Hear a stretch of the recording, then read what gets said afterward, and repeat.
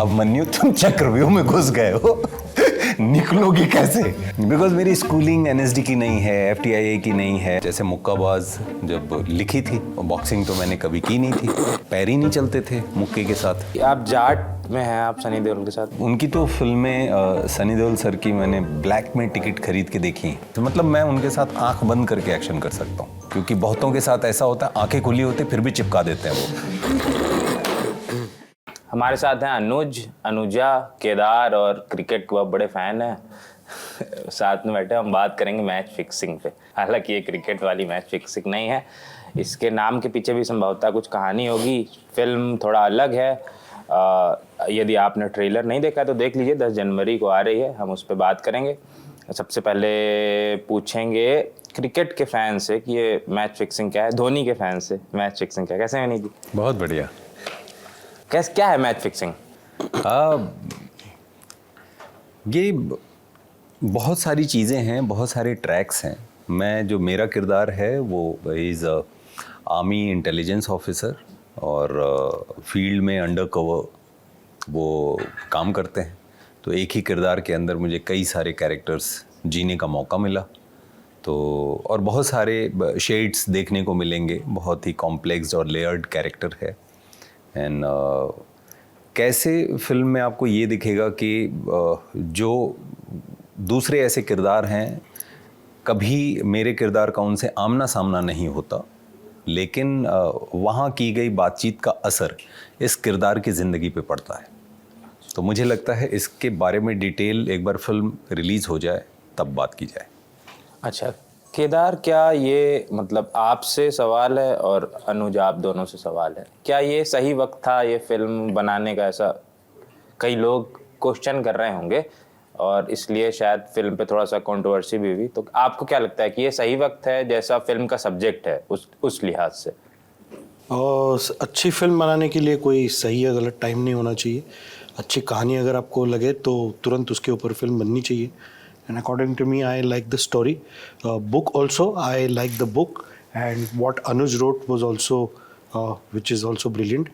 So, अच्छी film बनाने के लिए तो सही गलत। अनुज, आप जब बुक से आप जब मैंने बुक पढ़ी, हाँ। आई रियली लाइक्ड इट, मुझे बहुत पसंद आई और मुझे दिखा कि इसमें स्कोप है। उसके बाद उन्होंने चेक ला के हाथ में रख दिया तो मैंने फिल्म लिख दी। ज़्यादा स्कोप है। हाँ, ज़्यादा स्कोप हो गया।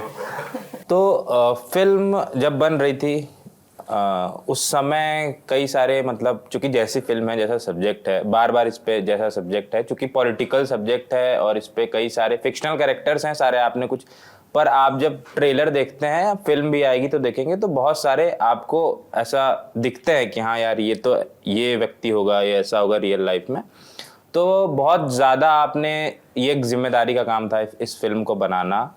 तो क्या आपने इसमें जब फिल्म बना रहे थे या लिख रहे थे या फिर जब एक्टर्स उसमें एक्टिंग कर रहे थे तो उस समय क्या सावधानियां बरतनी पड़ी फिल्म को लेकर? सावधानता से ज़्यादा मैं कहूँगा कि I did not want to make any character look like a caricaturish.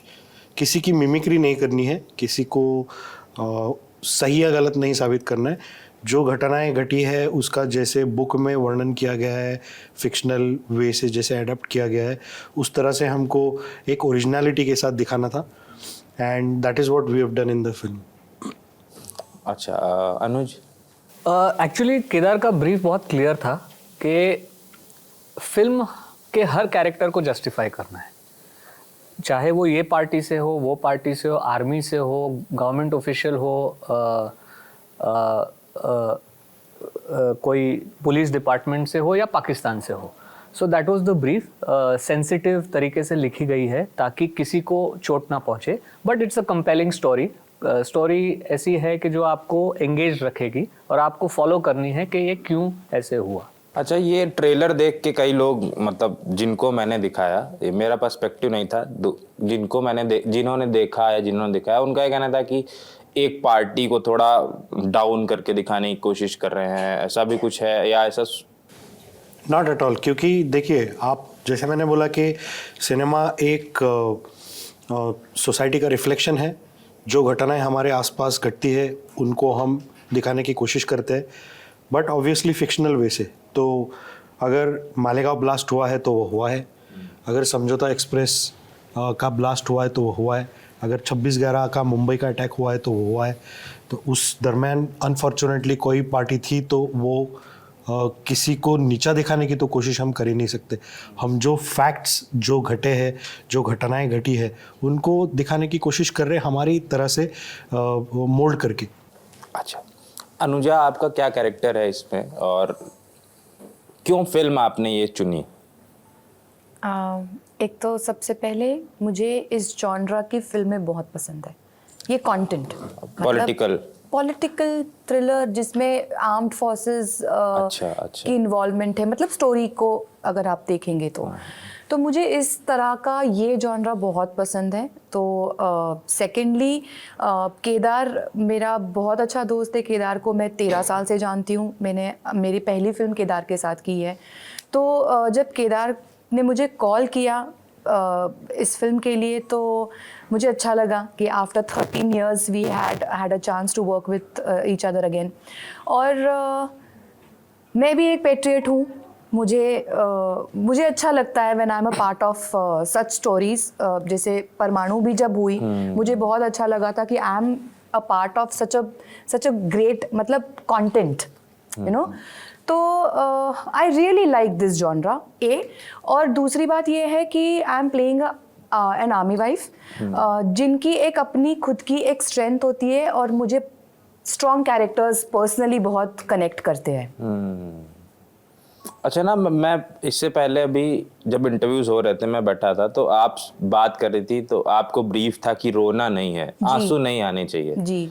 तो ऐसे ना मैं एक आशुतोष नाना बोलते हैं कि जब आप रो देते हैं और तो सामने वाला नहीं रोता है ना। आपके अंदर जब आपके अंदर वो भाव साकार होता है तो सामने वाले के अंदर, जब वो निराकार भाव आपके अंदर होता है तो सामने वाले के अंदर साकार होता है। सामने वाला रोता है, आप नहीं रोते हैं।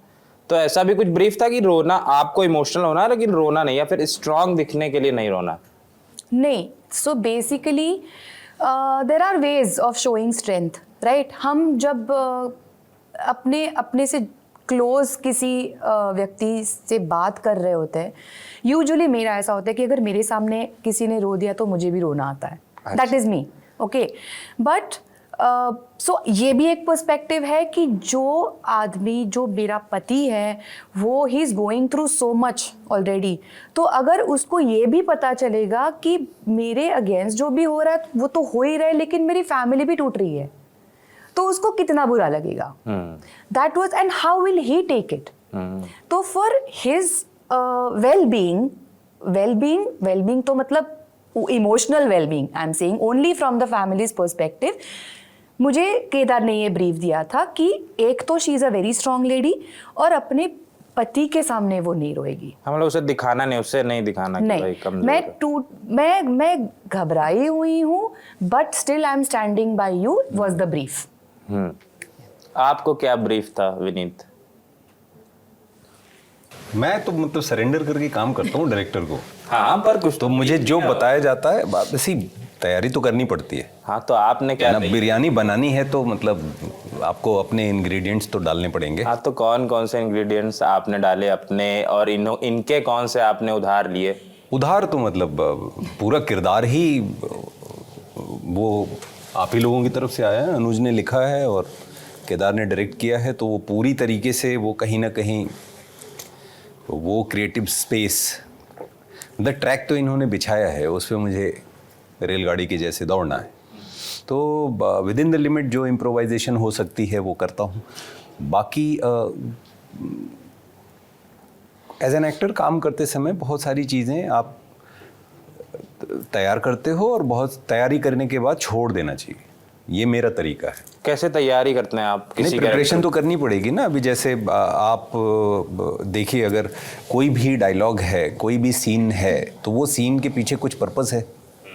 तो उसमें जो किरदार हैं और सीन क्यों है कहानी में, तो ये सारी चीज़ें आपको समझ में तो आनी ज़रूरी है।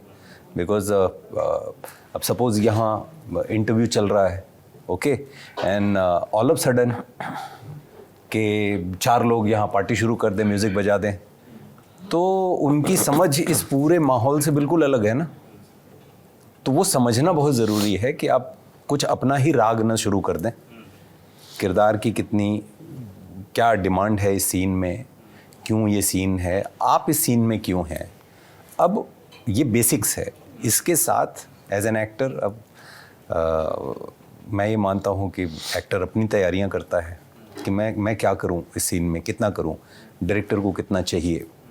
तो जितने नमक की ज़रूरत होती है उतना डालने की कोशिश रहती है, और उसके साथ साथ कुछ और कई बार मसाले में पड़ जाता है। अच्छा, ये होता ना जब आप किरदार को अच्छी तरह से समझ पाएंगे और कहानी को, तभी शायद इम्प्रोवाइज भी कर पाएंगे उस कैरेक्टर के अनुसार, तब भी बोल पाएंगे। बहुत अच्छी बात बोली आपने। जब आप किरदार को समझते हैं, जैसे अभी मैं बात कर रहा था और आपने अचानक बीच में बोला, तो आप खुद के किरदार को बहुत अच्छे से समझते हैं, इसीलिए आप आसानी से बोल पाते हैं बिना सोचे, क्योंकि वो भाव आपके अंदर है। भाव खुद ही शब्दों को चुन लेते हैं, सेंटेंस बन जाता है। हम ये नहीं बैठ के सोचते हैं कि अच्छा ये सेंटेंस है अब बोलूं, यही कठिन हो जाता है। हाँ, जैसे मान लीजिए हिंदी स्पीकिंग बंदे को इंग्लिश ना आती हो तो पहले ट्रांसलेट करो, फिर इंग्लिश नहीं, हिंदी स्पीकिंग बंदे को भी, वो भी बहुत सारे एक्टर ऐसे होते हैं जो उसी में फंसे रहते हैं। ऐसा लगता है सारी कुश्ती आज ही लड़ेंगे। शब्दों से उनकी लड़ाई चल रही होती, सेंटेंसेस से उनकी लड़ाई चल रही होती। इसलिए एक्टर्स को कहा जाता है कि सुनिए। जब आप सुनते हैं तो आपके अंदर से वो जवाब आता है, क्योंकि वो लिखी गई हैं चीज़ें वैसे कि सामने से जो चीज़ कही जा रही है आप उसे सुनते हैं तो अपने आप रिस्पॉन्ड करना नहीं होता है। तो वो होना जो है वो सहज होता है। अब तक इतनी फिल्में की हैं आपने, मतलब वासेपुर से लेके अलग अलग, रंगबाज किया आपने, मुक्केबाज, या फिर आधार आपकी एक फिल्म है, मैं देखना चाहूँगा उसको, वो कब आएगी वो खैर बाद में बात करेंगे। तो सबसे टफ कौन सी रही आपके लिए अभी तक तैयारी करना, तैयारी के प्रोसेस में? डिपेंड करता है। देखिए, हर किरदार कुछ ना कुछ डिमांड करता है, और मैं एज एन एक्टर कोशिश ये करता हूँ कि कुछ नया करूँ, कोई ऐसा किरदार करूँ जो पहले नहीं किया है। और इस प्रयास में कुछ ऐसी चीज़ें आप चुनते हो जिसके लिए आपको तैयारी करनी पड़ती है। अब जैसे मुक्काबाज जब लिखी थी तो बॉक्सिंग तो मैंने कभी की नहीं थी।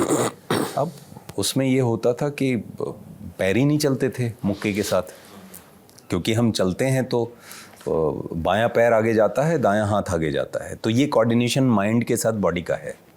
कोई भी वॉक करता है तो अपोजिट हैंड और लेग्स आगे बढ़ते हैं ना। लेकिन बॉक्सिंग में बहुत सारे मूव्स ऐसे हैं, same leg and same hand. हाँ, तो पहले तो इसी लेवल पे सर्कस चल रही होती है, तो उसमें बहुत ज़्यादा तैयारी करनी पड़ी। मुक्काबाज एक लंबा वक्त गया, लेकिन उसका फ़ायदा भी होता है कि बिकॉज ऑफ दैट एक्शन अब बहुत सहज तरीके से हो जाता है फिल्मों में। लेकिन हाँ, प्रिपरेशन करनी पड़ती है। अब जैसे ये फिल्म है तो इसमें बहुत सारी जिम्मेदारियां ऐसी हैं, बिकॉज आर्मी ऑफिसर का किरदार है, तो बहुत माइन्यूट डिटेल्स भी हैं। तो थैंकफुली जो प्रोड्यूसर की तरफ से, डायरेक्टर की तरफ से जो चीज़ें जिस तरीके से डिज़ाइन थी, सेट पे कर्नल आलू वाले असर थे, तो वो मेरे लिए वो थे स्कैनर। तो जब भी मैं शॉट के लिए जाता था तो पहले उनके पास जाके खड़ा होता था कि एवरीथिंग इज़ फाइन, बैचेस सही जगह पे हैं, कैप सही है। तो कुछ भी इधर उधर हुआ है तो उन्होंने अपने हाथ से चीज़ें करेक्ट की हैं। रूम के अंदर अगर जा रहे हैं तो मैं कितनी डिस्टेंस पे नॉर्मली हम सल्यूट करते हैं, मतलब वो ऐसी डिटेल्स भी उन्होंने हमें बताई, समझाई। पहले कौन बैठेगा, ऑफ़र करने पे आप क्या मना नहीं कर सकते। तो ऐसी बहुत सारी चीज़ें उन्होंने ध्यान रखी, और ये छोटी छोटी चीज़ें आपको फिल्म में दिखेंगी। अच्छा, तो इस फिल्म को क्या ऐसा करने की, चूँकि हमने इससे पहले जैसा ये सब्जेक्ट है, ऐसी फिल्में देखी हैं जिनको या तो जानबूझ के बैलेंस करने की कोशिश की जाती है, या फिर एक तरफ पलड़ा झुक जाता है एक तरफ, या फिर थोड़ा सा अजीब तरह की फिल्में बन जाती हैं। इस फिल्म को बनाते समय क्या कुछ जानबूझ के बैलेंस करने की कोशिश की गई, या फिर बुक ही ऐसी थी और उसको आप लोगों ने ऐसे लिखा उसके अनुसार जो इंसिडेंट्स थे, या फिर कुछ कुछ जैसे क्या होता है कि बुक में कुछ कुछ चीज़ें नहीं होती हैं, जब आप उसे फिल्म में अडाप्ट करते हैं तो आपकी अपनी कुछ विचारधारा उसमें आप डालते हैं, कुछ आपके बैगेजेस होते हैं, ताकि आपको जो आप दिखाना चाहते हैं या जो प्रोपगेट करना चाहते हैं या जैसे भी उसे जो भी आप शब्द दें वो आप उस स्क्रीन प्ले में ऐड करते हैं, उस फिल्म में ऐड करते हैं। इसके साथ कुछ ऐसा हुआ कि जो बुक में नहीं था आपने इधर ऐड किया? आप जो बात कर रहे हो बैलेंस करने की, अगर आप दो इंडियन पॉलिटिकल पार्टीज के ऊपर फिल्म बना रहे हो तो बैलेंस करने की बात आएगी। यहाँ पे दो पॉलिटिकल पार्टीज इंडिया की नहीं है, एक इंडियन पार्टी है, मतलब एक इंडिया एज अ नेशन है और एक पाकिस्तान एज अ नेशन है। तो वहाँ पे यहाँ पे बैलेंस की बात ही नहीं है, या कुछ हम मैन्युफैक्चर करें इस तरह की फिल्म में, ये हो नहीं सकता, क्योंकि दैट इज़ नॉट, मतलब मेरा पर्सपेक्टिव ऐसा है कि डायरेक्टर को लग रहा है या राइटर को लग रहा है तो हमने कुछ मसाला ऐड किया, तो ऐसा हो नहीं सकता। इस तरह की फिल्म में आपको काफ़ी रिस्पॉन्सिबिलिटी से बात रखनी होती है। और जिस तरह से बुक लिखी है कंवर खटाना साहब ने, तो उन्होंने अपने एक्सपीरियंस और नॉलेज को सामने रखते हुए एक फिक्शनलाइज किए बुक। तो रिसर्च जॉब जिसको कहते हैं इस तरह की फिल्म का, तो हमें बना बनाया मिला था, but all credit goes to Anuj when it came to writing a film. क्योंकि बुक में ऐसा होता है कि आप लीनियर स्टोरी लिखते हो स्टार्ट टू एंड। सिनेमा में अगर आप लीनियर करने जाते हो तो कई बार, ऐसा मैं रूल नहीं बोल रहा हूँ, बट कई बार फिल्म बोर लगती है या आपके साथ एक प्रेडिक्टेबिलिटी आ जाती है। तो अनप्रेडिक्टेबल स्क्रीन प्ले लिखने के लिए I will give credit to Anuj. So he has written a non linear screenplay. आप देखोगे फिल्म, आपको मजा आएगा। अनुज, आपने जब लिखते समय कुछ ऐसे था दिमाग में? नहीं, जो बुक थी वो बाइबल थी। द कंसंट्रेशन हमारा जो था स्क्रीन प्ले पे था कि और कैरेक्टर्स को कैसे, आप जैसे बोल रहे हो पाकिस्तान का अगर वो आर्मी ऑफिसर है तो उनके लिए वो हीरो है और वो करेक्ट काम कर रहा है। हमने वो भी जस्टिफाई किया है कि वो क्यों कर रहा है। ऐसा नहीं है कि वो खाली ऐसे ही विलन दिखाना है, सर को हीरो बनाना है, तो ऐसे नहीं। सर जो कर रहे हैं वो उसका एक पर्पस है, वो लोग जो कर रहे हैं उनका एक पर्पस है, अनुजा जो कर रही है उसका एक पर्पस है। और जितना रियलिस्टिक, बुक में एक फ्लोर प्लान था, अब बिल्डिंग बांधनी थी, तो हमने अपने हिसाब से बैलेंस वो अपने आप हो गई, क्योंकि हमने उसको ऐसे ही डील किया कि इस सिचुएशन में ये कैरेक्टर कैसे बिहेव करेगा। तो that was the whole thought process behind writing the film. Anuja, जैसे जब आप कोई फिल्म करती हैं या कोई भी किरदार करते हैं तो कुछ आपके अंदर कुछ बदलता है। इस फिल्म के बाद कुछ बदला या कुछ जुड़ा या कुछ घटा? नहीं, नॉट रियली। मैं जब उस प्रोसेस में होती हूँ तो मैं पूरी तरह से उसके साथ जुड़ी हुई रहती हूँ। लेकिन पता नहीं कैसे, I have never had this training, but ये स्विच ऑन स्विच ऑफ मेरे अंदर आसानी से हो जाता है। तो मैं जो कैरेक्टर पोर्ट्रे करती हूँ वो मुझे अफेक्ट नहीं करता मेंटली। अच्छा। वो I don't know, it comes naturally to me. But if you talk about this character, या of course I could feel that connect, जो पॉसिबली हमारे देश में हर आर्मी वाइफ जिस सर्कमस्टांसेस से गुजरती है, I could connect, I could see. Vineet, आप जब कोई किरदार करते हैं तो उससे जुड़ जाता है आदमी, चूँकि आपका ये थोड़ा इंटेंस कैरेक्टर भी है, या जितने भी आपने किए इससे पीछे, या मुक्काबाज था या जो भी, जैसे हम अभी बात कर रहे थे, जुड़ जाता है। तो आपके अंदर कुछ ऐसा कुछ जुड़ा या कुछ बदलाव हुआ इस फिल्म को करने के बाद, या आप भी वैसे ही रहते हैं कि ऐसे किसी किरदार को पकड़े भी रहते हैं और साथ में छोड़े भी रहते हैं? जैसे कहते हैं ना कि माया को पकड़े भी रहो और साथ में छोड़े भी रहो, वैसा टाइप सीन है? अब वो भगवान कृष्ण नहीं कर सकते हैं। अब मैं तो जुड़ जाता हूँ, मैं तो आम आदमी से राह चलते हुए जुड़ जाता हूँ, है ना। बिकॉज भावनात्मक तल मुझे लगता है मेरे जीवन में थोड़ा ज़्यादा है। अच्छा। तो मैं आसानी से जुड़ जाता हूँ, तो बहुत जल्दी तकलीफ़ भी मुझे पहुँचती है। तो किरदारों के साथ इसकी वजह से मुझे आसानी हो जाती है ढल जाना, बिकॉज़ ये फिर वैसी काया है, वैसी मिट्टी है कि आप उसको किसी भी आकार में ढालना चाहें तो स्मूथली हो जाता है। हर किरदार से सीखने को मिलता है। मतलब ये जब फिल्म कर रहा था तो कश्मीर में हम लोगों ने शूट किया, I was just about to, Lucknow में शूट किया, मल्टीपल लोकेशंस, 3 कंट्री, 6 शहर, तो बहुत कुछ सीखने को मिलता है। अब आर्मी राष्ट्रगान हमने गाया है, बचपन से गाते आए हैं, और बहुत सारी कहानियाँ सुनी हैं, देखी हैं। 26 जनवरी को जब सम्मान दिया जाता है तो वो सुना है ना। तो ये सुनना, जानना, देखना एक बात होती है, लेकिन जब आप उसका एहसास करते हैं तो वो जीवन भर आपके साथ रहता है। तो एज एन एक्टर जब आप किसी किरदार को करते हैं तो बहुत कुछ आप सीखते हैं, बहुत सारी चीज़ें आपको पता चलती हैं और आप उसे महसूस भी करते हैं। बट उसके साथ साथ आप जो हैं वो रहता ही है, वो सेंटर में रहता ही है। कुछ वक्त के लिए वो किरदार को, आपके किरदार को एक दूसरा किरदार जो सिनेमा पे है उसे, उस किरदार को सामने रख के आप अपने पीछे से खुद को लेके चलते हैं। लेकिन कई बार कुछ एक किरदारों के साथ होता है कि लंबे समय तक वो आपके जहन में रहते हैं। रहा कोई ऐसा किरदार? हाँ, होता है। हाँ, जैसे अगली मैंने की थी। हाँ, तो अगली बिकॉज वो किरदार ऐसा था, जीवन में ऐसे मित्र भी मेरे नहीं थे, मेरे जीवन में ये अप्रोच नहीं थी, और वो इतना शातिर किरदार है कि वो किसी का नहीं है। वो अभी कुछ बोल तो उसकी आई बॉल्स चलती रहती थी मुझे। तो वो एक होता था, बाहर से मैं ऐसे ऐसे करने की कोशिश कर रहा हूँ, तो मैं खुद ही जाके जब देखता मैं बोला ये नहीं वर्क कर रहा है, ये कुछ और है। तो धीरे धीरे ना जब थॉट्स वैसे आने शुरू हो गए कि मैं आपसे बात कर रहा हूँ, आपके बारे में कुछ भी सोच रहा हूँ, बात आपसे कर रहा हूँ, तो अपने आप वो हो रहा था।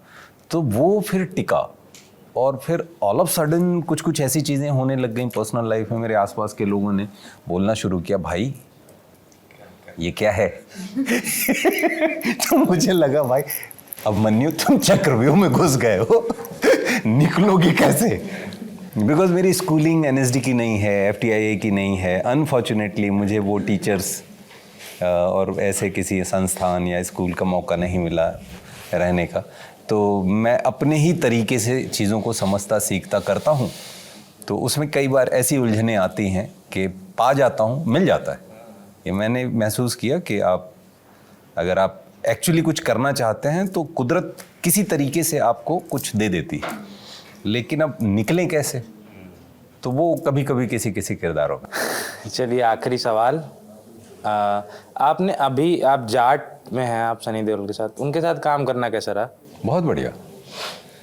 उनकी तो फिल्में सनी देओल सर की मैंने ब्लैक में टिकट खरीद के देखी हैं।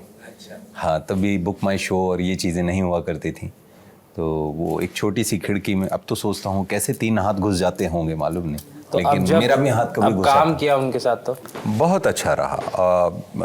उनकी जो इमेज है एक स्ट्रॉन्ग हीरो की, एक्शन हीरो की, और रियल लाइफ में एक बहुत ही कोमल स्वभाव भी है उनका, वो मैंने अनुभव किया। बिकॉज़ कई सारे शेड्यूल, बहुत सारे सीन्स हमारे साथ में हैं, तो बहुत सारी बातें हुई।